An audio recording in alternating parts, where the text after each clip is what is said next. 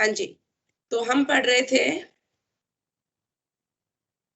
Anther के बारे में। स्टेमन वाले एक बार दोबारा से बता दो। क्या? ये जो अब आपने ये वाला डायग्राम नहीं बनाया था इसका, इसका यहाँ से बता दो एक बार। हम पढ़ रहे हैं स्टेमन। तो स्टेमन में दो पार्ट्स होते हैं, एंथर और फिलामेंट।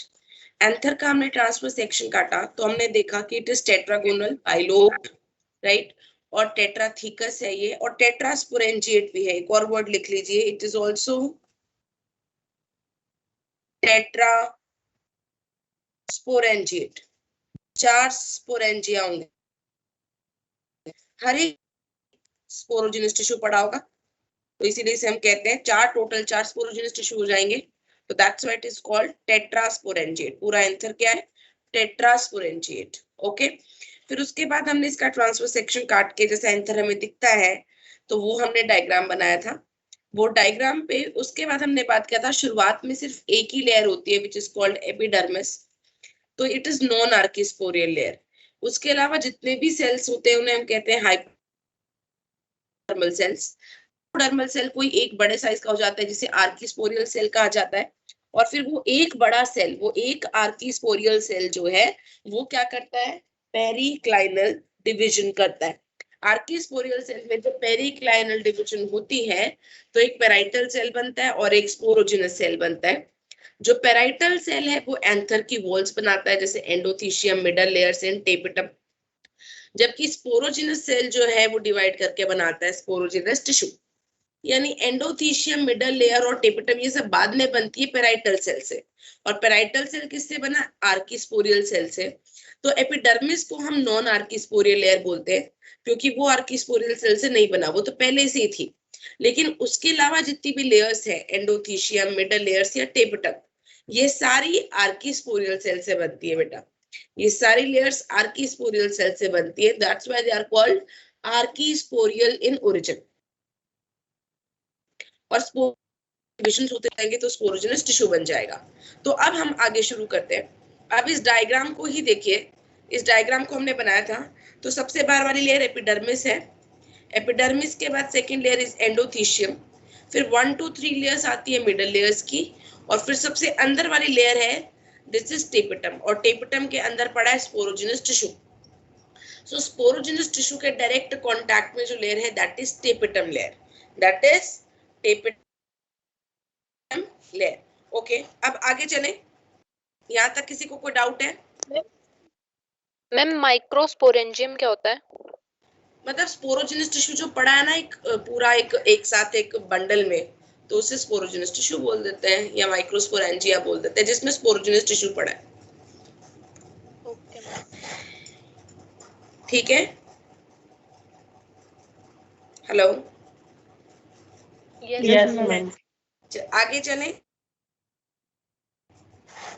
Yes ma'am. तो आगे शुरू करते हैं हम। सबसे पहले हम पढ़ रहे हैं एंथर वॉल लेयर्स।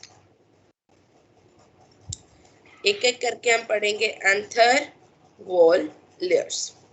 अब एंथर वॉल लेयर्स की अगर हम बात करें तो सबसे पहले जो वॉल है that is first layer is epidermis. Dermis.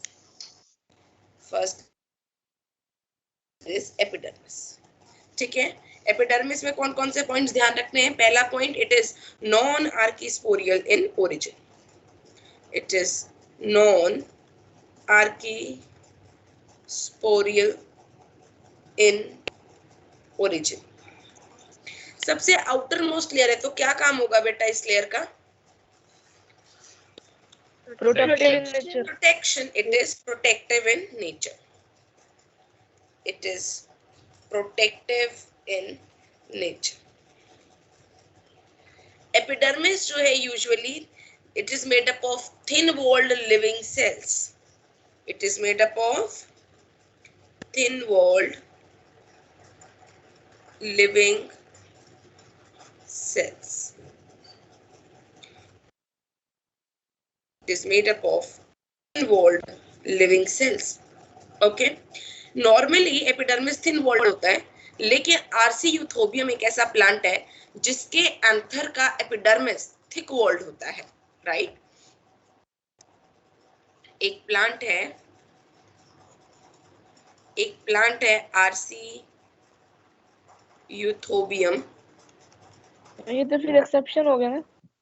हाँ एक्सेप्शन है ये। आरसी यूथोबियम में एपिडर्मिस जो है वो कैसा होता है, थिक वॉल्ड। Thick walled. और ये जो थिक वॉल्ड एपिडर्मिस है ना बेटा, इसे हम कहते हैं एक्सोथीशियम। इसे हम क्या बोलते हैं, एक्सोथीशियम। अगर एपिडर्मिस थिक वॉल्ड हो तो एक्सोथीशियम कहलाता है, ठीक है। नाउ सेकंड लेयर कौन सी आती है इसके बाद, endothecium. Second layer is endothecium. हाँ जी, एंडोथीशियम के बारे में लिखेंगे आर्किस्पोरियल या non archesporial. Archesporial. Archesporial cell से बनी है ना ये, तो archesporial in origin, it is archesporial in origin. उसके बाद ये भी थिन वॉल्ड लिविंग सेल से बनी, sorry it is made up of thick dead, thick walled dead cell से मिलके बनी है ये।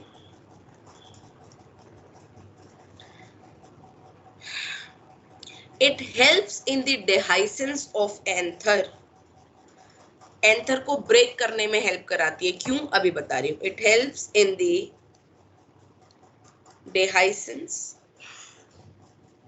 of एंथर, एंथर बर्स्ट करेगा क्योंकि पॉलन ग्रेन्स रिलीज करना है, एंथर को बर्स्ट कराने में ये लेयर हेल्प करती है। ऐसा इसलिए, इसका कारण क्या है कि जो ये एंडोथीशियम है ना, इनके सेल्स पे, जो सेल्स हैं इनकी इनर टेंजेंशियल वॉल्स पे,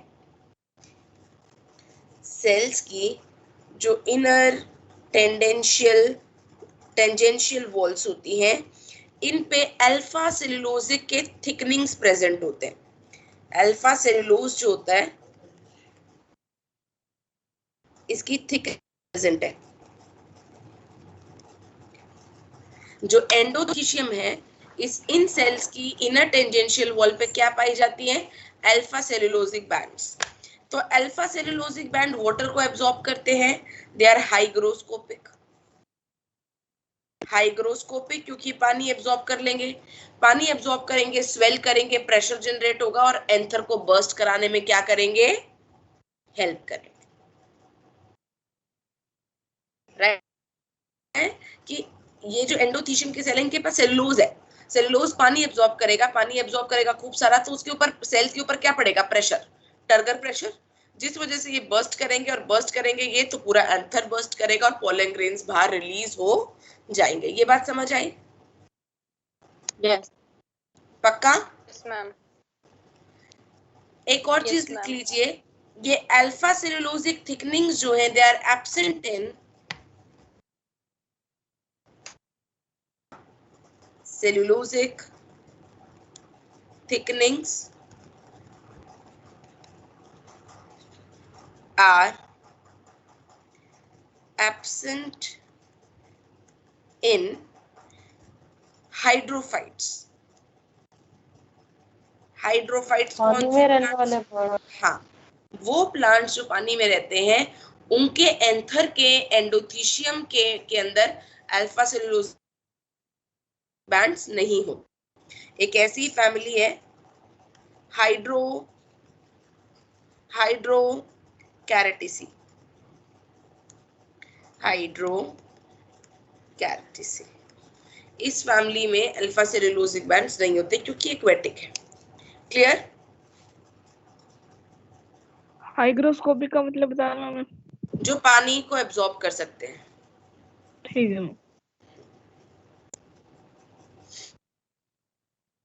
इसके बाद चलूं आगे। एक मिनट नोट कर।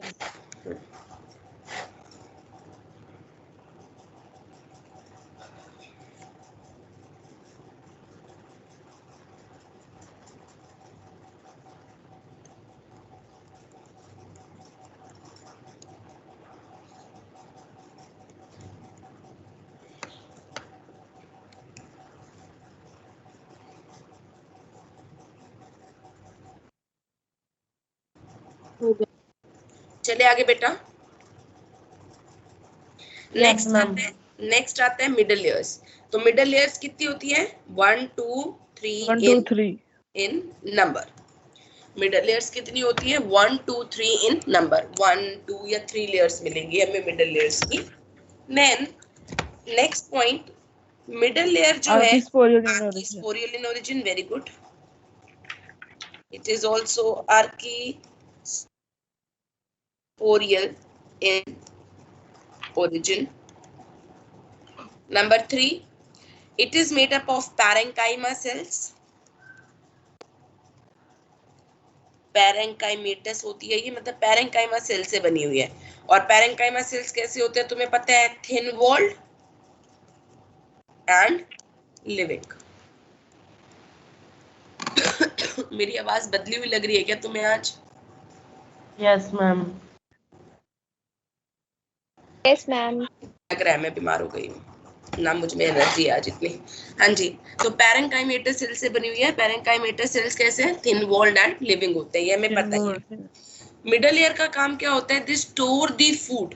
They store the food. अंदर पॉलिंग ग्रेन्स बनेंगे ना, अभी बताऊंगी कैसे बनेंगे। तो जो अंदर पॉलिंग ग्रेन्स बनेंगे उनको नरिशमेंट चाहिए, तो नरिशमेंट का फूड किसने स्टोर किया हुआ है? मिडल लेयर्स ने। Okay, they do the storage of food. अब एक बहुत इंपॉर्टेंट पॉइंट है कि middle layer is ephemeral. Middle layer is ephemeral. Ephemeral का मतलब क्या होता है? It is short lived. It is short lived, या मैं कहूं ये डीजेनरेट हो जाती है on maturity. It degenerates, it degenerates on maturity. It degenerates on maturity. Clear है? ओके ओके बेटा। Yes, ma'am. अब एक कॉमन पॉइंट लिख सकते हैं हम एपिडर्मिस के लिए,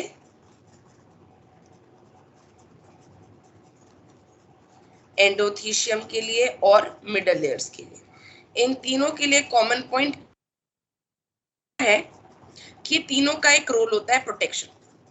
कहीं ना कहीं ये प्रोटेक्शन तीनों ही करती हैं। तो क्या लिख लोगे? They are involve in protection of immature anther. Involve in protection of immature anther। तो एंथर को प्रोटेक्शन देती है। Okay, clear? लास्ट सबसे इंपॉर्टेंट लेयर कौन सी होती है? इनर मोस्ट लेयर एपिटम। टेपिटम। अब हम टेपिटम को थोड़ा अच्छे से पढ़ेंगे। Last layer is tapetum. Ma'am 2 minute रुक जाओ। हाँ हाँ रुक जाती हूँ, लिख लो।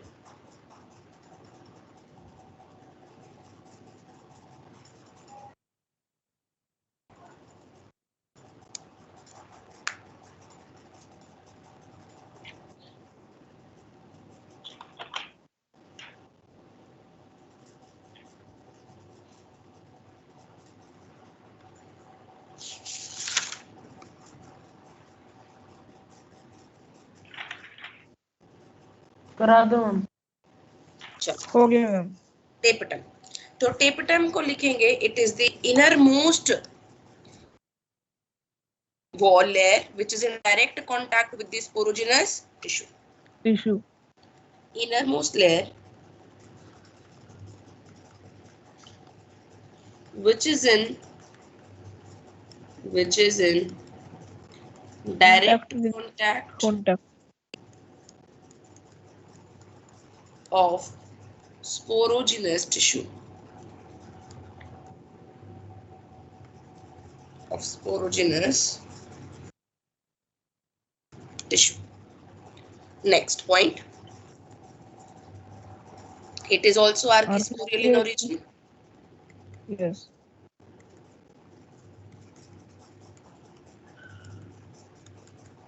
It is also archisporial in origin. Next, it is made up of thin-walled and living cells.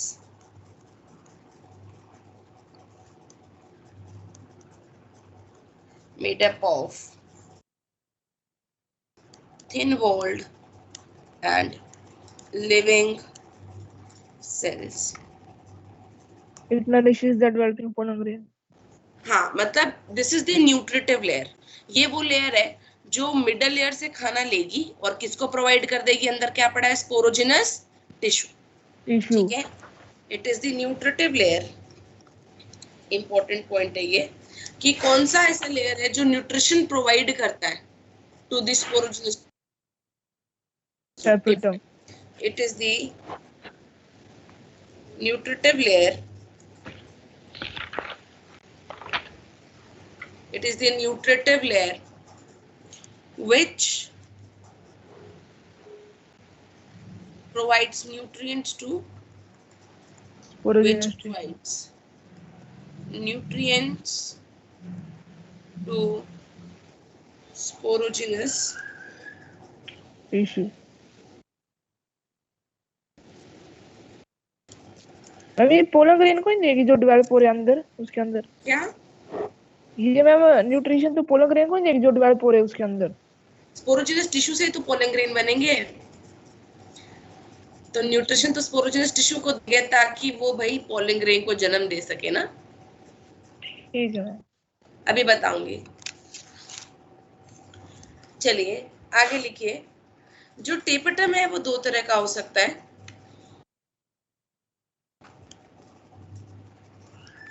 जो टेपेटम है ये दो तरह का हो सकता है बेटा. One is amoeboid tapetum and second is glandular tapetum. Amoeboid tapetum and glandular tapetum बहुत सिंपल है, सिर्फ आपको एक लॉजिक समझना है. Amoeboid tapetum is primitive type. Amoeboid type क्या है? प्रिमिटिव टाइप है. It is primitive type. Okay, it is primitive type. Okay, it's less common. It is less common. और जबकि glandular जो है it is advanced type. It is advanced type and it is more common. Advanced type और ज्यादा common है. अब होता क्या है देखो, एमीबॉइड टेपेटम में टेपेटम के सेल्स ने खाना लिया मिडल लेयर से. अब टेपेटम के सेल्स को वो सारा खाना किसको देना है? Sporogenous tissue. जो सेंटर में स्पोरोजेनस टिश्यू पड़ा है. ये क्या करते हैं? एमीबॉइड टेपेटम में क्या होता है? सारे टेपेटम के सेल्स एक साथ बर्स्ट कर जाते हैं. टेपेटम के सेल्स सारे एक साथ बर्स्ट कर जाएंगे, ब्रेक कर जाएंगे, तो उनके अंदर जो भी माल मसाला था वो सारा कहाँ चला जाएगा? स्पोरोजेनस टिश्यू में. उनको न्यूट्रिशन. ठीक है, तो एमीबॉइड टाइप में क्या होता है? एमीबॉइड मूवमेंट शो करते हैं ये, इसलिए इसको एमीबॉइड टाइप कहते हैं. ये सारे के सारे टेपेटम के सेल्स एक साथ बर्स्ट करते हैं और सारा न्यूट्रिशन एक साथ, सारा का सारा खाना उड़ेल दिया जाता है टू द स्पोरोजेनस टिश्यू. लेकिन ग्लैंड्यूलर वाला क्या है ना, ये ब्रेक नहीं करते. अगर ग्लैंड्यूलर टेपेटम है तो वो ब्रेक नहीं करेगा. अगर ब्रेक नहीं करेगा तो क्या होगा? ग्लैंड्स का काम क्या होता है बेटा? ग्लैंड तो स्लोली सिक्रीट करते हैं ना न्यूट्रिएंट्स, है ना. कोई भी चीज, अगर कोई भी ऑर्गन हमारी कोई सिक्रीशन कर रही है ब्लड में तो उसे हम ग्लैंड कहते हैं ना. Yes, ma'am. है ना. तो सेम ऐसे ग्लैंड्यूलर टेपेटम में टेपेटम के सेल्स ब्रेक नहीं करते, वो थोड़ा थोड़ा न्यूट्रिएंट्स जो है धीरे धीरे स्पोरोजेनस टिश्यू में रिलीज करते रहते हैं. एक साथ फटेंगे नहीं और एक साथ सारा खाना उड़ेल नहीं देंगे स्पोरोजेनस टिश्यू पे, धीरे धीरे रिलीज करते रहेंगे. समझ आई बात? Yes, ma'am. Yes, ma'am. ठीक है, तो लिखो एमीबॉइड टेपेटम में लिखो. Here the cells of the tapetum breaks. Here the cells of the tapetum breaks. cells of the tapetum breaks and all nutrients are poured directly, and all nutrients are poured directly. एक minute, phone आ रहा है कोई. Hello, हाँ जी, हाँ हाँ, पहली मैं लूंगी 11th में. नहीं नहीं, क्लास चल रही, मेरा गला खराब है थोड़ा. Sir 12th morning batch. हाँ 3:45 से बोला है सर ने तो मुझे. हाँ 2M01. ठीक है.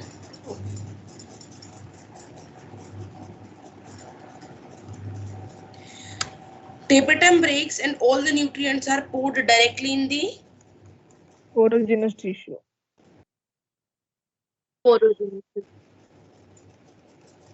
sporogenous tissue.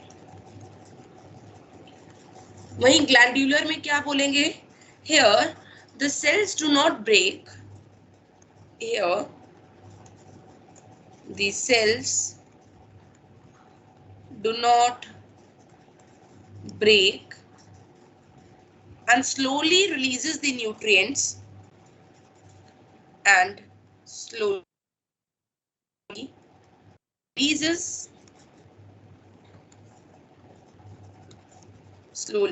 releases या secretes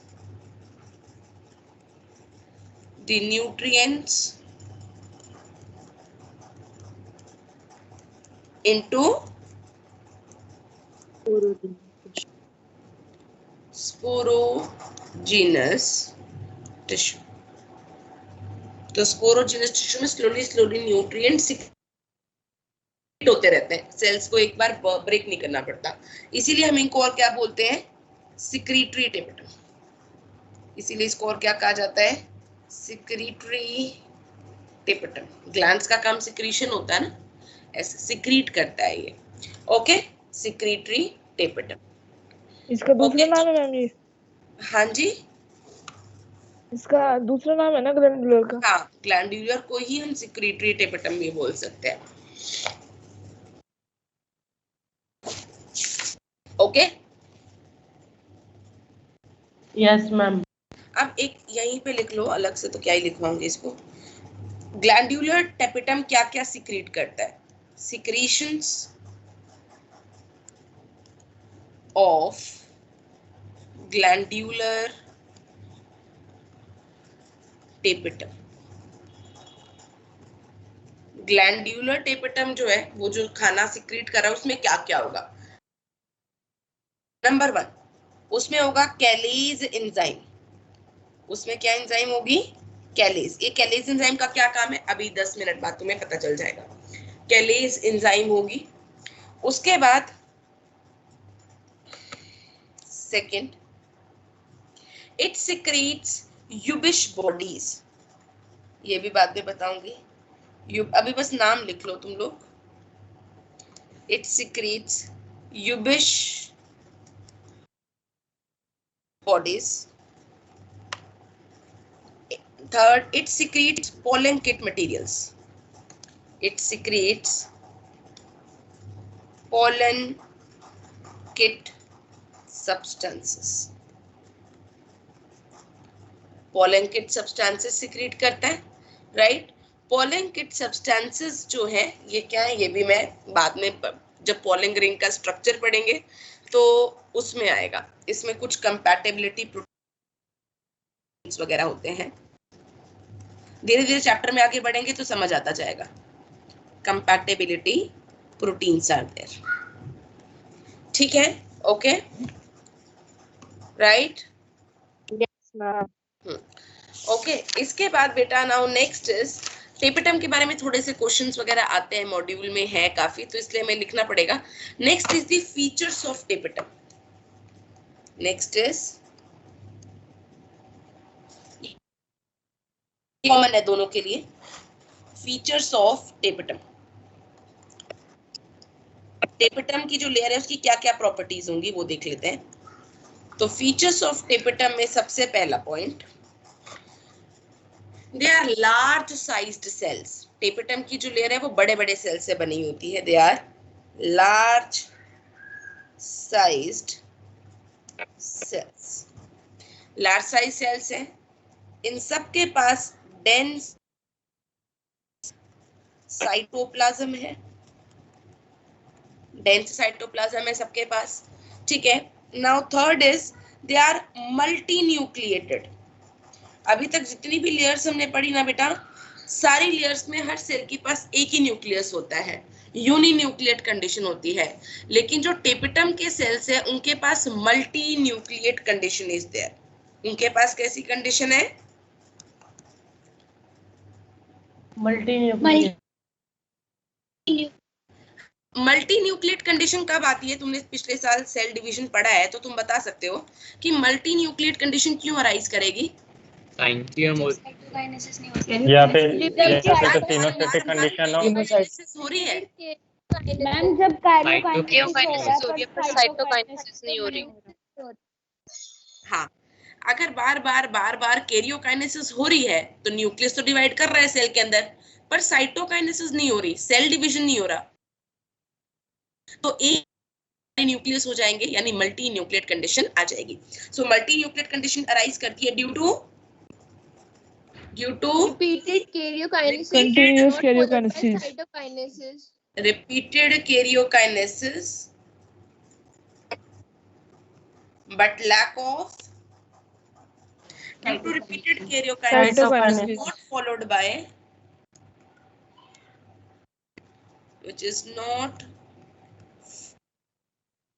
followed by cytokinesis, which is not followed by cytokinesis। ठीक है बेटा? नंबर 4, इनके पास डीएनए कंटेंट भी ज्यादा होता है। They have high DNA content, they have high DNA content. अब हाई डीएनए कंटेंट के 3 कारण हैं। हाई डीएनए कंटेंट अराइज कर सकते हैं 3 चीजों की वजह से। One is polyploidy, second is polyteny and third is restitution nucleus की वजह से, रेस्टिट्यूशन न्यूक्लियस की वजह से। ये 3 कंडीशंस अगर हो जाए, पॉलीप्लॉइडी, पॉलीटीनी और रेस्टिट्यूशन न्यूक्लियस बन जाए, तो इन तीनों कारणों की वजह से सेल के अंदर डीएनए का अमाउंट बहुत ज्यादा हो जाता है। अब ये तीनों क्या होती हैं? तुम ईगरली वेट कर रहे होगे कि अभी स्तुति मैम बताएंगी कि ये तीनों चीजें हैं क्या। तो मेरा अभी मूड नहीं है बताने का। सो ये तुम्हारा क्या है? होमवर्क। ये हर साल मैं बच्चों को होमवर्क ही देती हूँ ताकि तुम्हें पता चले कि तीनों टर्म्स का मतलब क्या है। मैं तो बताऊंगी ही अगली क्लास में, लेकिन तुम लोग एक बार सर्च करके आना कि ये तीनों वर्ड का क्या मतलब है। करके आओगे? हाँ, मॉड्यूल में आए। मॉड्यूल में याद पता नहीं, मेरे पास मॉड्यूल है नहीं क्योंकि ऑफिस में पढ़ा है मेरे मॉड्यूल्स वगैरह सारे, तो आई डोंट नो वहाँ पे वर्ड्स तो हैं पर इनको एक्सप्लेन किया हुआ है कि नहीं वो नहीं मुझे पता। लेकिन अगर तुम इनको देखोगे कहीं भी तो you can very easily understand और फिर वो तुम कभी नहीं भूलोगे। तो ये मकसद है मेरा इसको बताने का, वरना तो मैं अभी भी बता देती। तो ये रिलेटेड टर्म्स है, तुम्हें कंफ्यूजन ना हो तो एक बार खुद थोड़ा बेसिक गैदर करके फिर मैं अगली क्लास में इनको बताऊंगी। मुझे याद कौन कराएगा अगली क्लास में कि आपने ये बतानी है 3 टर्म्स? मैं ही करा दूंगा। ठीक है, हम सब करा देंगे। ठीक है, गुड। तो इसके बाद 5th पॉइंट और लिख लो, ये तीनों वर्ड्स का मतलब ढूंढ लाना। और they have significant role in nourishment, they have significant role in nourishment। Significant role होता है इनका नरिशमेंट प्रोवाइड करने में। ऑल राइट, ऑल राइट, जी मैम। ठीक है। उसके बाद ये तो हो गया हमारा टेपिटम के बारे में। अब हम आते हैं, ये वॉल लेयर्स खत्म हो गई सारी, सेंटर में क्या पड़ा है? Sporogenous tissue. तो let's move on to the sporogenous tissue. अब हम स्पोरोजिनस टिश्यू के बारे में देखते हैं। स्पोरोजिनस टिश्यू,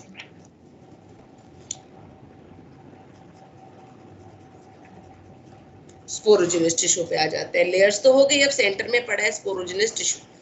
तो अब ध्यान से समझते जाएंगे। इसी में ही आएगा मैम वो कि ये पोलन ग्रेन्स बनाता है। हाँ अभी बता रही हूँ ना बेटा, अब समझ जाओगे तो धीरे धीरे। रोज का रोज पढ़ते हो घर पे? Yes, ma'am. Yes ma'am. ठीक है। ऐसा कोई बच्चा है जिसने अब तक फर्स्ट चैप्टर का मॉड्यूल ना लगाया हो? ईमानदारी कर से लिया। Anyone in the class? चलो, स्पोरोजिनस टिश्यू में क्या होता है? कुछ एक सेल्स स्पोरोजिनस टिश्यू में फ्यू सेल्स जो है वो लार्ज साइज के हो जाएंगे, उनके अंदर डेंस साइटोप्लाज्म आ जाएगा और एक प्रोमिनेंट न्यूक्लियस आ जाएगा। उन सेल्स को हम बोल देंगे माइक्रोस्पोर मदर सेल्स। मेल के आगे माइक्रो वर्ड लगेगा, फीमेल के आगे मेगा वर्ड लगेगा यहाँ पे बॉटनी में, राइट? तो मैंने क्या बोला? फ्यू सेल्स बिकम्स क्या? large. Cells become large. They get dense cytoplasm and they have a prominent nucleus. They have a prominent nucleus. Nucleus. कुछ सेल्स ऐसे हैं जिनके पास एक प्रोमिनेंट न्यूक्लियस आ जाता है, डेंस साइटोप्लाज्म और बड़े साइज के हो जाते हैं इन्हीं स्पोरोजिनस टिश्यू में से। एंड दो cells are now called microspore. They act as microspore mother cells. They are microspore mother cells. इन सेल्स को हम क्या बोलते हैं? Microspore mother cells. ओके, जो ये स्पोरोजिनस टिश्यू है ये सारा डिप्लॉयड है, हर सेल डिप्लॉयड है, डिप्लॉयड स्पोरोजिनस टिश्यू है। जो बच्चे नए हैं उन्हें समझ आ रहा है बेटा? Yes, ma'am. आपको मुश्किल तो नहीं लग रहा? अगर आपको लग रहा है कि मैं और स्लो पढ़ाऊं तो और स्लो हो जाऊंगी। आप लोग खुल के बोलो, झिझकना नहीं है। समझ आ रहा है जो न्यू स्टूडेंट्स हैं? Yes ma'am. Yes, ma'am. Thank you. Yes, कोई ma'am. भी दिक्कत हो बेटा बोल देना, ठीक है? तो ये है स्पोरोजिनस टिश्यू। स्पोरोजिनस टिश्यू के सारे सेल्स डिप्लॉयड हैं। इन्हीं में से कुछ सेल्स ने बड़े हो गए, वो माइक्रोस्पोर मदर कहलाएंगे। अब ये भी ऑब्वियसली क्या होंगे? ये भी डिप्लॉयड ही होंगे, अभी तक कुछ हुआ ही नहीं है। अब ये जो माइक्रोस्पोर मदर सेल्स हैं इनके अंदर क्या होगी? इनके अंदर Meiosis. मियोसिस। इनके अंदर क्या होगी? मियोसिस। मियोसिस हम सबको पता है कैसी डिवीजन है? Reductional division. क्रोमोसोम नंबर क्या हो जाता है? हाफ हो जाता है, राइट? तो माइक्रोस्पोर मदर सेल जब ये मियोसिस करे तो इससे क्या बन जाएंगे? माइक्रोस्पोर्स। इससे क्या बन जाएंगे? माइक्रोस्पोर्स को जन्म देने वाले सेल्स को ही हम माइक्रोस्पोर मदर सेल्स कह रहे हैं। इनमें मियोसिस होगी। एक माइक्रोस्पोर मदर सेल में मियोसिस होगी तो 4 माइक्रोस्पोर्स बनते हैं। एक सेल में मियोसिस होती है तो 4 सेल बनते हैं ना? Yes ma'am. माइटोसिस होती है तो 2 सेल बनते हैं और मियोसिस होती है तो अल्टीमेटली 4 सेल बनते हैं। तो जितने माइक्रोस्पोर मदर सेल होंगे उसके 4 गुना क्या बन जाएंगे? माइक्रोस्पोर्स बन जाएंगे, ठीक है? इन्हीं माइक्रोस्पोर्स को हम बोलते हैं पोलन ग्रेन्स। इन्हीं माइक्रोस्पोर्स को हम क्या बोलते हैं? Pollen grains. क्योंकि ये मियोसिस से बने हैं तो ये क्या होंगे? Haploid. Microspore mother cell diploid है पर उनमें मियोसिस हुई, क्रोमोसोम नंबर हाफ करना पड़ेगा तो डिप्लॉयड से सारे सेल्स क्या हो जाएंगे? हैप्लॉइड हो जाएंगे। हैप्लॉइड हो जाएंगे, राइट। तो माइक्रोस्पोर मदर सेल से क्या बने, माइक्रोस्पोर, यही हुआ है ना। Yes, इस ma'am. प्रोसेस को हम कहते हैं, ध्यान से सुनिएगा, माइक्रोस्पोर मदर सेल से माइक्रोस्पोर्स का बनना, this is called Microsporogenesis. Sporogenesis. Genesis. Microspores का बनना, माइक्रोस्पोरोजेनेसिस, जेनेसिस मतलब फॉर्मेशन, राइट। तो माइक्रोस्पोरोजेनेसिस क्या होता है, माइक्रोस्पोर मदर सेल से माइक्रोस्पोर्स का बनना। ओके, तो अब आगे चलो, ये लिख लिया आप लोगों ने। Yes. मैम यहाँ पे प्रोमिनेंट न्यूक्लियस का मीनिंग क्या है? वेल डेवलप्ड, प्रोमिनेंट का मतलब है वेल डेवलप्ड। Okay ma'am.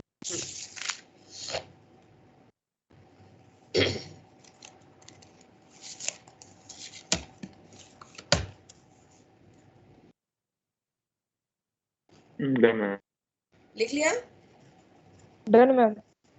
अच्छा, यस मैम। सुनो, अब क्या हुआ है, हम अभी थोड़ा सा दोहरा रही हूँ मैं इस चीज को दोबारा, क्योंकि मुझे आगे चलना है, आगे काम आएगा तुम्हें। माइक्रोस्पोर मदर सेल्स है, एमएमसी लिख देती हूँ शॉर्ट में, ये डिप्लॉयड है। इनके अंदर क्या कराई, Meiosis. Meiosis. मियोसिस, और मियोसिस से क्या बन गए, Microspores. माइक्रोस्पोर्स बन गए, या हम और क्या कह सकते हैं, Pollen pollen grains. Pollen. Grains बन गई। ठीक है, ये हैप्लॉइड होंगी, है ना। अब इन माइक्रोस्पोर या पोलन ग्रेन्स में क्या होगी, माइटोसिस होगी, ये मैं आगे पढ़ेंगे हम। और माइटोसिस होके हर पोलन ग्रेन के अंदर बन जाएंगे दो non motile amoeboid male gametes. Angiosperms में pollen grain is the carrier of male gamete, pollen grain male gamete नहीं होता, ठीक है। एंथर के अंदर स्पोरोजेनस टिश्यू है, स्पोरोजेनस टिश्यू में पोलन ग्रेन बने, स्पोरोजेनस बने, और पोलन ग्रेन में क्या बनेंगे, मेल गेमीट्स, ठीक है। ये माइक्रोस्पोर मदर सेल है, माइक्रोस्पोर मदर सेल से मियोसिस होगी तो चार क्या बन जाएंगे, Pollen grains. Micro. Pollen grains, 1 से 4 पोलन ग्रेन, और हर पोलन ग्रेन में क्या होंगे, 2 non-motile amoeboid gametes. दो non motile male gamete. Gametes. समझ आई बात। जी. Yes ma'am. हमने पिछले चैप्टर में पढ़ा है कि gametes are always Haploid. Pollen grains भी हैप्लॉइड है, पोलन ग्रेन्स भी हैप्लॉइड है, और पोलन ग्रेन से जो मेल गेमीट्स बनाने हैं वो भी हैप्लॉइड बनाने हैं। क्रोमोसोम नंबर हमें सेम रखना है बेटा, तो अगर क्रोमोसोम नंबर सेम रखना है तो कौन सी डिवीजन कराएंगे, Mitosis. Mitosis. माइटोसिस। अब देखो बेटा, ये वाला फर्स्ट स्टेप, जब माइक्रोस्पोर्स बनवा रहे हैं, जब माइक्रोस्पोर मदर सेल से माइक्रोस्पोर्स बना रहे हैं, तो माइक्रोस्पोर्स का बनना, इस प्रोसेस को हमने क्या नाम दिया, Microsporogenesis. Genesis. यही बात है ना। हाँ जी. फिर क्या हुआ, हमने हर माइक्रोस्पोर के अंदर कितने मेल गेमीट्स बनाए, 4. चार. एक पोलन में तो 2 मेल गेमीट है ना बेटा, हाँ जी. हाँ. एक पोलन ग्रेन के अंदर 2 मेल गेमीट बनेंगे, 4 क्यों बोल रहे हो, नहीं MMC से बता रहे हैं. एमएमसी छोड़ दो। अब अगला स्टेप, एक पोलन ग्रेन बन गया मेरे पास, एक पोलन ग्रेन में अब क्या डेवलप कराने हैं, 2 non Male motile gametes. Mail gametes, ठीक है। हमने प्लांट किंगडम में पिछले साल पढ़ा है कि जिम्नोस्पर्म्स में एक पोलन ग्रेन में एक ही मेल गेमीट होता है, दूसरा डिजेनरेट हो जाता है, लेकिन एंजियोस्पर्म में एक पोलन ग्रेन में 2 मेल गेमीट्स होते हैं और दोनों फंक्शनल होते हैं, हाँ. याद है। Yes. Yes ma'am. जिसको नहीं पता है तो वो साइड में लिख सकते हैं ये बात कि जिम्नोस्पर्म्स में हर पोलन ग्रेन में एक ही फंक्शनल मेल गेमीट होता है, दूसरा डीजनरेट हो जाता है। लेकिन एंजियोस्पर्म्स में एक पोलन ग्रेन में, हर पोलन ग्रेन में 2 मेल गैमीट्स होते हैं, दोनों फंक्शनल होते हैं, दोनों का काम आएगा आगे, राइट। अब तो हम क्या करा रहे हैं, माइक्रोस्पोर्स के अंदर मेल गैमीट्स बनवा रहे हैं। सेकंड स्टेप में हम क्या बनवा रहे हैं, गैमीट्स बना रहे हैं ना, हर पोलन ग्रेन के अंदर गैमीट बना रहे हैं, तो इसे कहेंगे माइक्रो गैमीटोजेनेसिस। माइक्रोस्पोर्स के अंदर गैमीट्स का डेवलपमेंट होगा तो उसे क्या बोलेंगे, माइक्रोगैमेटोजेनेसिस। माइक्रोगैमीटोजेनेसिस। तो ये 2 स्टेप्स हमने पढ़ने हैं। तो आज हम मतलब जितना भी हो पाएगा, टाइम क्या हो गया, 1:30 बज गया, 30 हो गए, 30 हो गए। चलो देखते हैं, जितना होगा उतना कर लेंगे। एक बार माइक्रोगैमेटोजेनेसिस रिपीट करना। आ रही दोबारा बता रही हूँ। हमारे पास स्पोरोजिनस टिश्यू है। स्पोरोजिनस टिश्यू में कुछ सेल्स ने माइक्रोस्पोर मदर सेल्स की तरह एक्ट किया और उनमें मियोसिस होके माइक्रोस्पोर बन गए। माइक्रोस्पोर मदर सेल से माइक्रोस्पोर्स बन रहे हैं, तो इसे कहेंगे माइक्रोस्पोरोजेनेसिस। इसे क्या बोलेंगे, सब बोलो, माइक्रोस्पोरोजेनेसिस। फिर इन माइक्रोस्पोर्स के अंदर मेल गैमीट्स बनाएंगे हम by the help of mitosis. तो माइक्रोस्पोर्स के अंदर जब मेल गैमीट्स बनेंगे उसे कह देंगे माइक्रोगैमेटोजेनेसिस। ठीक है, यस मैम। ओके। सो अब हमने क्या करना है इस चैप्टर में, देखो हमने स्टेमन देखा, स्टेमन में एंथर देखा, एंथर को कट किया तो कि 4 कोनों पे 4 स्पोरेंजिया हैं, हर स्पोरेंजिया में स्पोरोजिनस टिश्यू है। स्पोरोजिनस टिश्यू में मियोसिस होगी, पोलन ग्रेन्स बनेंगे और पोलन ग्रेन्स के अंदर फर्दर मेल गैमीट्स बनेंगे। ये कैसे होता है ये हमें पढ़ना है, तो हम सीक्वेंस बता रही हूँ हम क्या पढ़ेंगे। सबसे पहले तो हम ये देखते हैं कि मियोसिस कैसे हो सकती है, मतलब माइक्रोस्पोर मदर सेल से माइक्रोस्पोर्स कैसे बनेंगे। फिर हम पोलन ग्रेन बन जाएगी ना तो पोलन ग्रेन का स्ट्रक्चर पढ़ेंगे। जब पोलन ग्रेन का स्ट्रक्चर समझ आ जाएगा फिर हम देखेंगे उसमें गैमीट्स कैसे बनेंगे। आपको सीक्वेंस समझ आया जो हमें करना है? Yes ma'am. ओके, मैं एक बार फिर दोहराती हूँ, आप अपनी आंखें बंद करके इमेजिन करो अब तक हमने जो पढ़ा है। हमारे पास फ्लावर है, फ्लावर में मेल रिप्रोडक्टिव पार्ट है स्टेमन और फीमेल रिप्रोडक्टिव पार्ट है कार्पेल।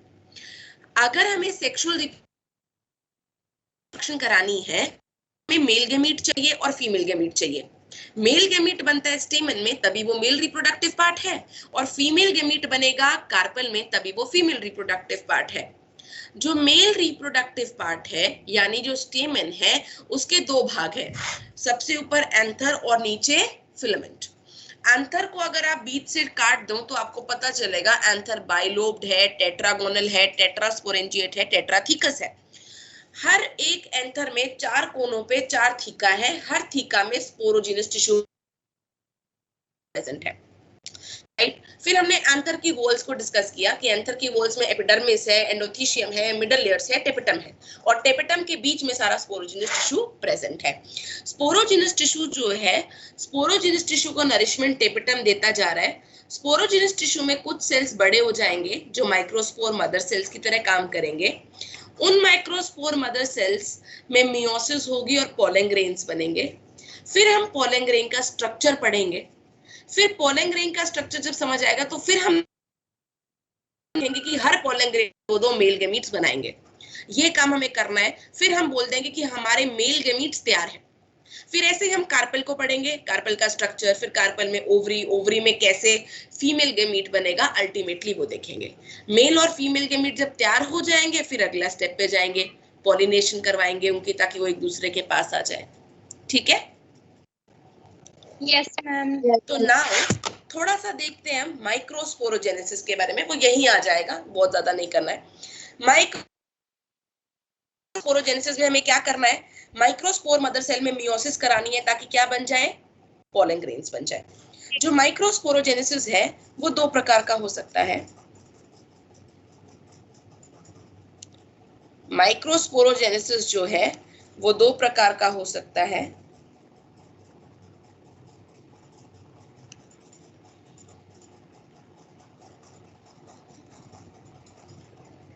एक is successive type, one is successive type, and second is बेटा simultaneous type. Simultaneous type. Meiosis कैसे होगी हम उसकी बात करें, बिल्कुल सिंपल है, तुम्हें सारा पता है ये। देखो सक्सेसिव टाइप का, जो सक्सेसिव टाइप है ये आपको देखने को मिलेगा इन मोनोकॉट्स,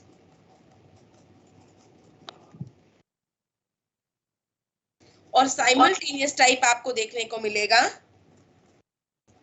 डाइकोट्स। धरती पे ज्यादा प्लांट्स कौन से हैं, मोनोकॉट्स या डाइकोट्स? डाइकोट्स। ऑल्दो सबसे एडवांस्ड प्लांट मोनोकॉट्स है, एडवांस्ड सबसे मोनोकॉट्स है, सबसे लेटेस्ट प्लांट्स मोनोकॉट्स, लेकिन नंबर सबसे ज्यादा डाइकोट्स का है। तो इसीलिए हम साइमल्टेनियस में लिख देंगे इट इज मोर कॉमन, क्योंकि ये ज्यादा पाए जाते हैं प्लांट्स। साइमल्टेनियस टाइप क्या है, इट इज मोर कॉमन। ठीक है, अब देखो what is the meaning of successive. Successive word का क्या मतलब है, लगातार, स्टेप बाय स्टेप, मतलब तरीके से, है ना। Successive with each step. तो होता क्या है, जैसे ये एक माइक्रोस्पोर मदर सेल है, तो इसमें क्या होगी, सबसे पहले क्या होगी, मियोसिस वन। मियोसिस वन होगी तो क्या होगा, मियोसिस वन में पहले होती है कैरियोकाइनेसिस वन, फिर साइटोकाइनेसिस वन। मियोसिस वन में पहले कैरियोकाइनेसिस वन होती है और साइटोकाइनेसिस वन होती है। यहाँ पे भी ऐसा ही होगा, एक न्यूक्लियस से दो न्यूक्लियस बन जाएंगे, कैरियोकाइनेसिस वन हो गई, और साथ ही में साइटोकाइनेसिस भी हो जाएगी, यानी एक सेल से बन जाएंगे कितने सेल्स, दो सेल्स। एक सेल से कितने सेल बने। सक्सेसिव का क्या मतलब है, हर कैरियोकाइनेसिस के बाद साइटोकाइनेसिस होगी। Every karyokinesis will be followed by cytokinesis. ऐसा नहीं है कि पहले सिर्फ कैरियोकाइनेसिस होती जाएगी और बाद में साइटोकाइनेसिस होगी, नो। एक बार कैरियोकाइनेसिस, फिर एक बार साइटोकाइनेसिस, फिर इसके बाद दोबारा karyokinesis, meiosis two, meiosis two में कैरियोकाइनेसिस टू, और फिर साइटोकाइनेसिस टू। तो ये दो सेल्स थे, दोनों में पहले कैरियोकाइनेसिस हो गई और फिर क्या हो गई, साइटोकाइनेसिस भी हो। तो अल्टीमेट कितने सेल्स बन गए, देखो 4 बन गए ना, 4 सेल बन गए ना। Yes ma'am. So this is successive type. Successive type का क्या मतलब है, इस ये जो 4 सेल्स बने इसे हम क्या बोलते हैं, पोलन टेट्राड। इसे हम क्या बोलते हैं, पोलन टेट्राड। चारों पोलन ग्रेन्स आपस में से जुड़े हुए हैं। दिस इज पोलन टेट्राड या माइक्रोस्पोर टेट्राड। Microspore tetrad. ये जो 4 पोलन ग्रेन्स है ना बेटा, ये जो 4 पोलन ग्रेन्स है, जैसे इस तरह से प्रेजेंट है ये 4 पोलन ग्रेन्स, ये चारों पोलन ग्रेन्स एक सब्सटेंस से जुड़े होते हैं। ये टेट्राड फॉर्म में जब होते हैं तो एक सब्सटेंस से जुड़े हुए हैं आपस में, and this substance is called callus. इस सब्सटेंस को क्या बोलते हैं हम, कैलोस। ठीक है। तो 4 पोलन ग्रेन्स ऐसे आपस में जुड़े हुए हैं थ्रू कैलोस, ठीक है, कैलोस से ये जुड़े हुए हैं। ओके, तो ये पोलन टेट्राड बन गया। इस तरह के टेट्राड को हम क्या बोलते हैं, आइसोबाइलेटरल। ये कौन सी शेप बनी, ये कैसी शेप बनी, आइसोबाइलेटरल। तो जब सक्सेसिव टाइप से मियोसिस होगी तो आइसोबाइलेटरल टेट्राड बनता है। वहीं साइमल्टेनियस, साइमल्टेनियस का मतलब एक साथ। तो साइमल्टेनियस हम से समझ सकते हो कि ये एक सेल है जिसे हम क्या बोल रहे हैं, माइक्रोस्पोर मदर सेल। इस सेल में क्या होगा, पहले मियोसिस 1 में सिर्फ कैरियोकाइनेसिस 1 होगी। मियोसिस 1 में सिर्फ क्या होगी, कैरियोकाइनेसिस 1, साइटोकाइनेसिस नहीं हो रही अब। फिर मियोसिस 2 की क्या हो जाएगी, कैरियोकाइनेसिस 2। मियोसिस 2 की भी क्या आएगी, कैरियोकाइनेसिस 2 4 न्यूक्लियस बन गए, 1 से 2, 2 से 4। अब फिर बाद में एक साथ क्या हो जाएगी, साइटोकाइनेसिस 1 एंड 2। यानी हर कैरियोकाइनेसिस के बाद साइटोकाइनेसिस नहीं हो रही, पहले पूरा कैरियोकाइनेसिस हो जाएगा और बाद में पूरा का पूरा साइटोकाइनेसिस। अब इसमें इस तरह से बन टेट्राड, इट्स लाइक दिस, एक सेल, 2 सेल, तीसरा सेल और चौथा सेल का है बैक साइड पे। 3D में इमेजिन करना पड़ेगा तुम्हें। कौन सी शेप होती है ये, टेट्राहेड्रल। टेट्राहेड्रल। यहाँ पे बन जाएगा टेट्राहेड्रल पोलन टेट्राड। तो ये आपको याद रखना है। सक्सेसिव टाइप में टेट्रा बनता है आइसोबाइलेटरल, और साइमल्टेनियस में कैसा बनता है, टेट्राहेड्रल। जो चौथा पोलन ग्रेन है वो बैक साइड पे है, बीच में। ओके, वो नहीं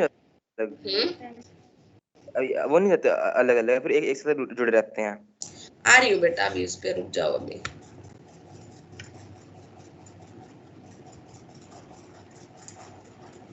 मैम ये कैलोज वही एंजाइम है? कैलेज एंजाइम कैलोज को तोड़ेगा ताकि पोलन्स क्या हो जाए, अलग अलग। Okay ma'am. ये लिख लो। डेफिनेशन लिखनी है तो सक्सेसिव टाइप में क्या लिख सकते हो, each karyokinesis is followed by cytokinesis. Each karyokinesis is followed by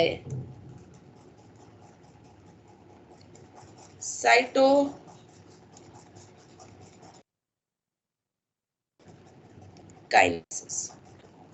और साइमल्टेनियस में क्या लिखेंगे, first all the karyokinesis will occur and then all the cytokinesis।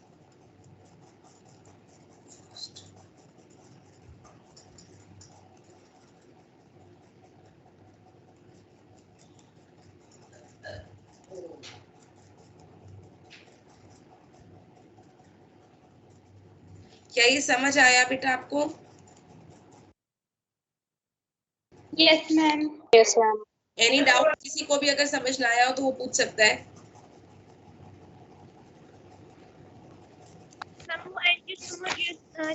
वाला पॉइंट बता दो एक बार। मैम कैलोज क्या करते हैं? क्या बता दूं? आवाज नहीं सुन रही है। एंजियोस्पर्म और जिम्नोस्पर्म वाला पॉइंट।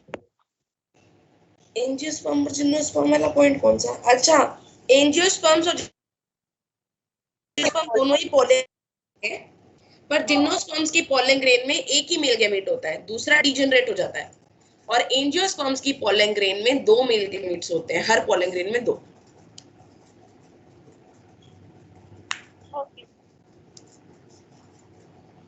मैम कैलोज क्या करता है? इनको जोड़ के रखता है पोलन्स को आपस में। Okay ma'am.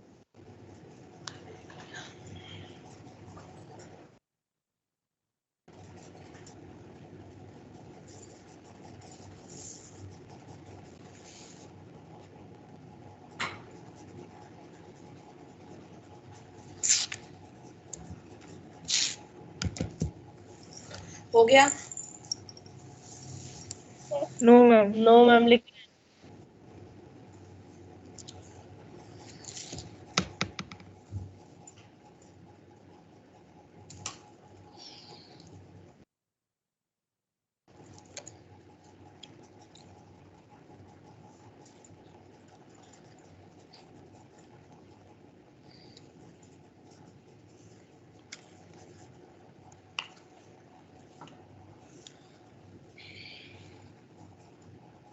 हो गया मैम। चलूं आगे?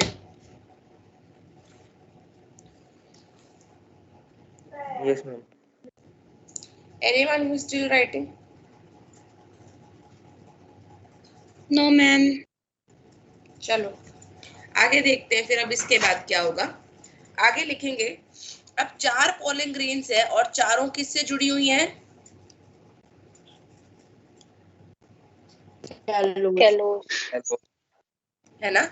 ये 4 पोलन ग्रेन्स हैं और चारों की चारों पोलन ग्रेन्स आपस में जुड़ी होती हैं बाय कैलोस। इसे क्या बोलते हैं? This is callus.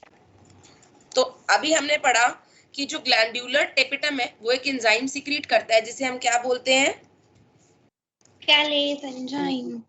कैलेज एंजाइम। ये कैलेज एंजाइम क्या करेगी? इस कैलोस को खा जाएगी।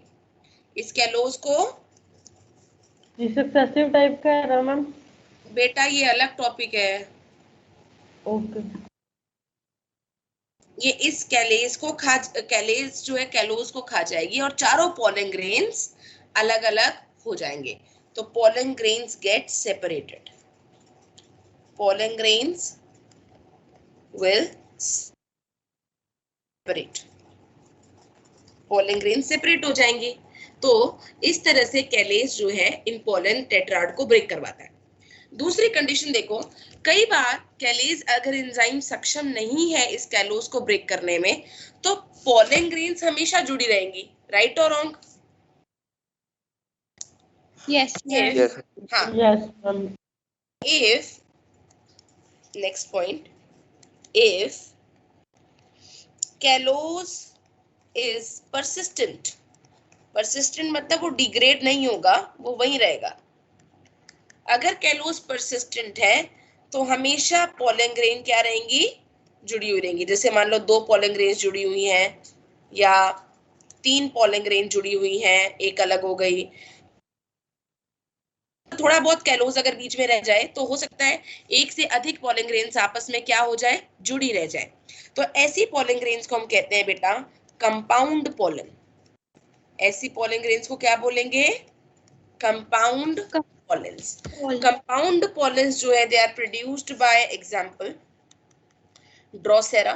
प्लांट है एक ड्रोसेरा, उसमें कंपाउंड पोलन्स देखने को मिलती है। देन टाइफा, ड्रोसेरा, टाइफा, जंकस, ये प्लांट जो है ये कंपाउंड पोलन्स प्रोड्यूस करते हैं। ओके। Yes ma'am. एक और चीज देखेंगे यहीं पे, अगला पॉइंट। कई बार क्या होता है, सारी पोलन ग्रेन्स जुड़ के जो है एक स्ट्रक्चर बना लेती है जिसे हम कहते हैं पोलिनियम। उसे हम क्या बोलते हैं? Polonium. sometimes all pollen grains, all pollen grains joins to form a structure which is called pollinium. इस तरह से तो सारी की सारी पोलन्स जो है वो जुड़ के एक स्ट्रक्चर सा बना लेती है जिसे हम कहते हैं पोलिनियम। ये सारी पोलन ग्रेन्स है जो जुड़ के एक स्ट्रक्चर बना लेती है जिसे हम कहते हैं पोलिनियम। ठीक है, पोलिनियम। सो पोलिनियम हमें देखने को मिलता है बेटा एक प्लांट में which is Calotropis. Example Calotropis देख सकते हैं बेटा ऑर्किडेसी फैमिली में भी, ऑर्किड्स वाली फैमिली में भी ये देखने को मिलता है पोलिनियम। तो पोलिनियम पता चला क्या होता है?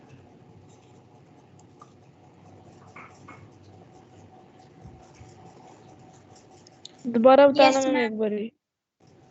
पोलन ग्रेन्स जुड़ के एक स्ट्रक्चर बना लेती है, कॉम्पैक्ट सा स्ट्रक्चर, जिसे पोलिनियम कह रहे हैं।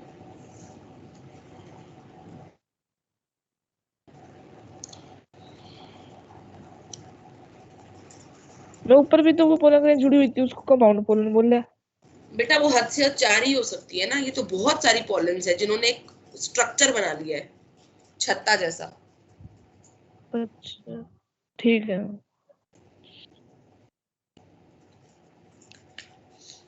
आगे चलिए अब थर्ड पॉइंट। मैम 2 मिनट रुक जाओ।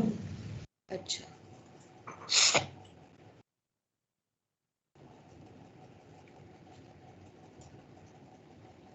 मैम एक स्क्रीन थोड़ी ऊपर करना,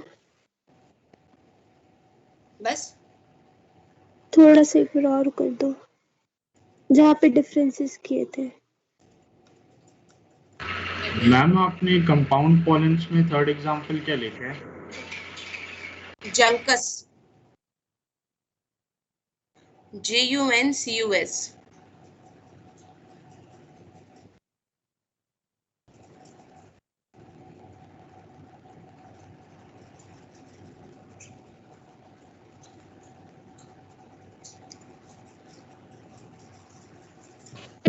मैम आप डाउट्स कब लोगे? हो गए क्या पौने 2? ज्यादा ही हो गए मैम। 50 हो गए। आगे पढ़ा दूं या डाउट्स ले लो? 10 मिनट में हो जाएगा डाउट? अगली में मैम, ले मैं लो। पढ़ा- अगली क्लास में ले लेंगे। पढ़ा दो मैम, 10 मिनट ही तो है।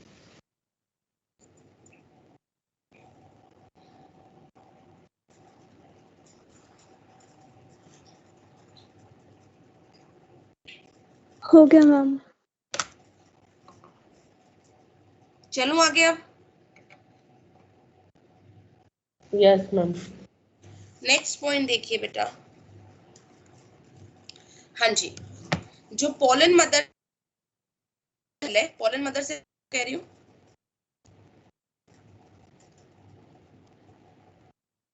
पोलन बनाने वाला सेल यानी माइक्रोस्पोर मदर सेल। माइक्रोस्पोर। हाँ, माइक्रोस्पोर जो मदर सेल है,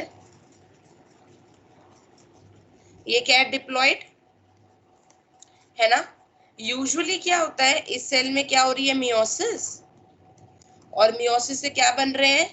4 पोलन ग्रेन्स जो कि हैप्लॉइड होते हैं। तो ये यूजुअल केस है। लेकिन कुछ स्पेशल केसेस में, कुछ एक प्लांट में पता है क्या हो जाता है कि इसमें मियोसिस तो हुई, पर मियोसिस से 4 से भी ज्यादा स्पोर्स बन गए, मोर देन 4 पोलन ग्रेन्स बन गए। पोलन मदर सेल में अगर मियोसिस हो तो 4 तो बनते ही हैं, लेकिन अगर 4 से भी ज्यादा पोलन ग्रेन्स बन जाए, एक पोलन मदर सेल अगर 4 से भी पोलन ग्रेन्स है, तो इसे कहते हैं पॉलीस्पोरी। इसे क्या बोलते हैं? पॉलीस्पोरी। और पॉलीस्पोरी हमें देखने को मिलती है बेटा एक प्लांट में, विच इज कस्क्यूटा। कॉमनली क्या कहते हो कस्क्यूटा को? अमरवेल। अमरवेल। अमरवेल।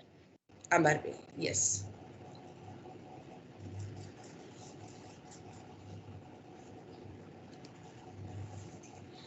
तो 4 से ज्यादा फैमिली होगी कितना होता है न्यूक्लियस? इसके लिए कुछ मतलब एसेक्सुअल मेथड्स होते हैं जिससे हो सकता है डिवाइड। Okay ma'am. वो तुम्हें इससे करने कम, 4 से भी कम, क्या? मतलब 4 से भी कम हो सकते हैं पोलन ग्रेन्स, जैसे कि 3। 4 तो बनते ही हैं।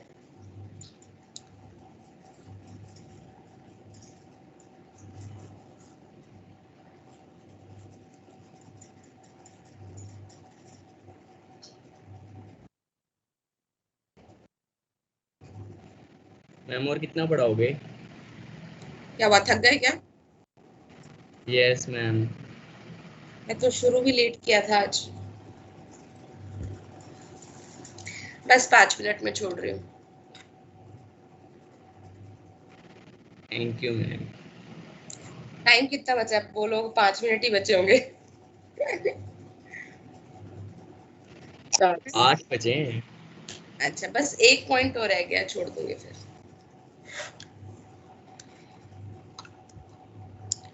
नेक्स्ट देखिए, एक प्लांट है बेटा, ये इंपॉर्टेंट है। मोनोकॉट प्लांट है जिसका नाम है साइप्रस। क्या नाम है प्लांट का? Cyperus. Means it's belong to the family Cyperaceae. Monocots की एक फैमिली है साइपरेसी। अब तुम देखो, हमें पता है 4 पॉलिंग, एक माइक्रोस्पोर मदर सेल से कितने बनते हैं पॉलिंग ग्रेन्स? 4 4 बनते हैं।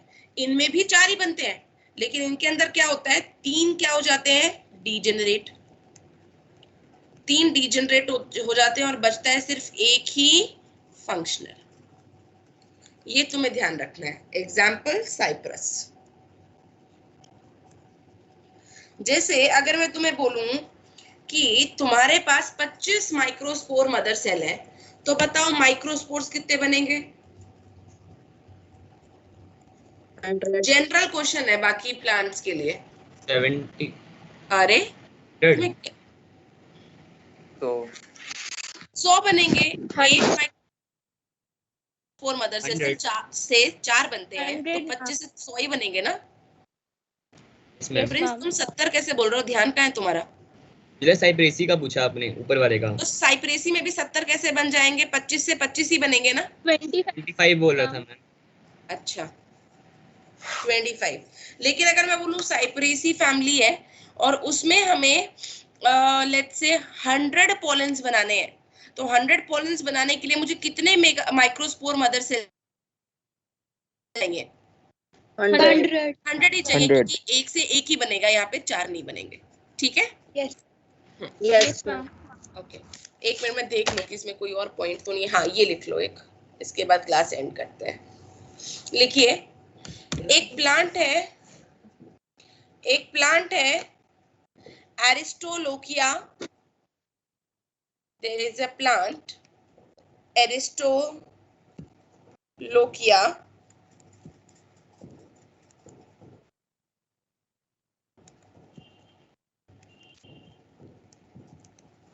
इसमें 5 तरह के टेट्राड्स देखने को मिलते हैं। 5 टाइप्स ऑफ टेट्राड्स। अब टेट्राड्स हमने 2 टाइप के ही पढ़े हैं अब तक। कौन से 2 टाइप्स पढ़े हैं? टेट्राहेड्रल और एक बार ये पढ़ा, 1 2 3 एंड 4। इसे क्या बोल रहे हैं? आइसोबाइलेटरल। बाइलेटरल, जो मोनोकॉट्स में होता है। फिर दूसरा हमने पढ़ा 1 2 3 एंड 4। ऐसा ही है ना? Yes ma'am. ऐसा ही बनाऊं कि कुछ और बनाऊं?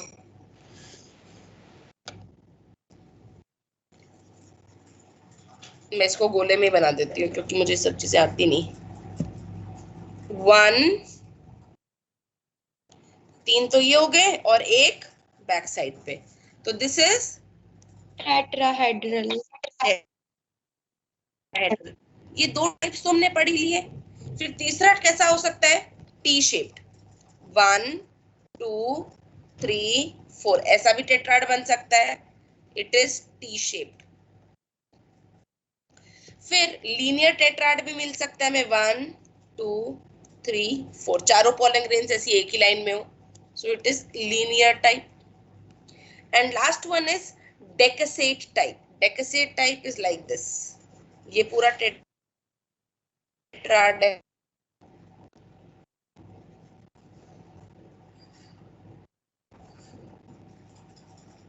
One, 2, 3 and 4, ऐसे। This is called decussate. ये तुम्हें करना नहीं है, ये एक्स्ट्रा ही है वैसे तो, लेकिन मॉड्यूल में ये दिया हुआ है तो मैं तुम्हें बता रही हूँ कि ये 5 तरह के टेट्राड्स पॉसिबल है। और एक प्लांट है एरिस्टोलोकिया, जिसमें ये 5 टाइप्स बनते हैं। टेट्राड्स 5 तरह के देखे जा सकते हैं नेचर में, और एरिस्टोलोकिया एक ऐसा प्लांट है जिसमें 5 टाइप्स के बनते हैं।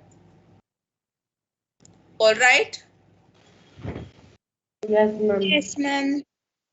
बस आज के लिए इतना ही। फिर अगली क्लास में पॉलिंग ग्रेन का स्ट्रक्चर पढ़ेंगे। Thank you ma'am. Ma'am Okay. ऊपर ऊपर कर दो, हाँ जी, पर ऊपर कर दो, क्या कर दूं? ऊपर वाला देखो। मैम अभी ये नहीं हुआ। हाँ पहले ये तो लिखो, नोट कर दो। फिर करूंगी।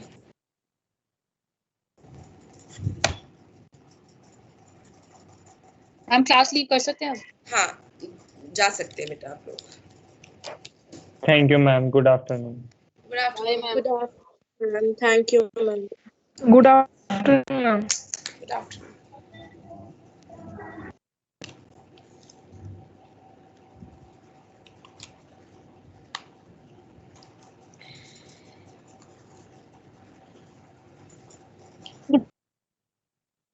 Afternoon ma'am. Good afternoon.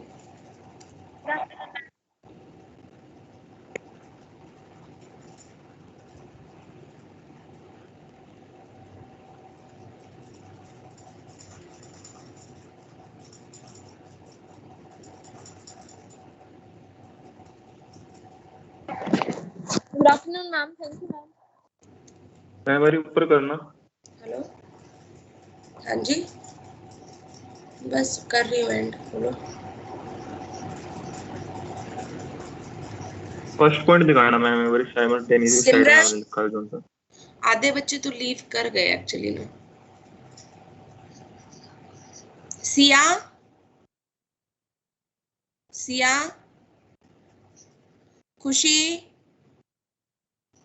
खुशी गोयल, मैं कर दो। नहीं नहीं, हाँ ये लीव कर फर्स्ट चुके हैं पॉइंट मैम actually सारे बच्चे। साइमल्टेनियसली। क्या बोल रहे हो बेटा? साइमल्टेनियस के आपने राइट में एक फर्स्ट पॉइंट नहीं लिखा था मैम, एक बार वो दिखा दो। Yes ma'am, thank you ma'am.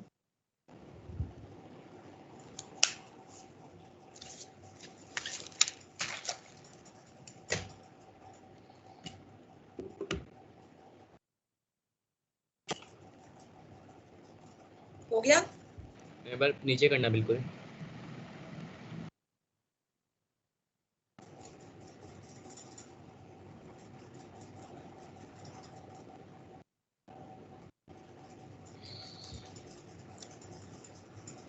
हो गया? Yes ma'am. Yes, thank you ma'am. Okay good बेटा। Afternoon ma'am.